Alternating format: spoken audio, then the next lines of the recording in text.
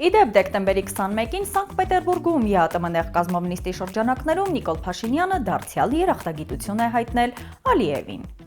Выражаю признательность президенту Азербайджанской Республики за решение о разблокировке транзита грузов в Армению через территорию Азербайджана.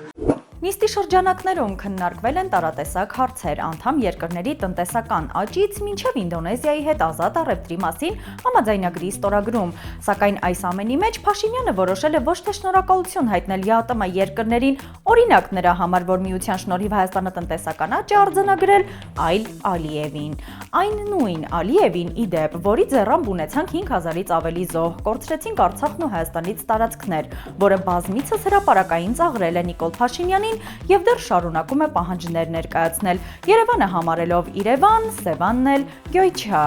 Այս ամենը սակայն Փաշինյանին չի հետաքրքրում։ Նա ուրախտապարտ է, որ Ալիևը թույլ է տվել Ադրբեջանի տարածքով երրորդ կարգի ցորեն բերել և բենզին է վաճառել Խաչատուր Սուքիասյանի ընկերությանը։ Եվ ուրեմն, որտեղից է գալիս Փաշինյանի Ալիևի նկատմամբ այսչափ սերն ու հարգանքը։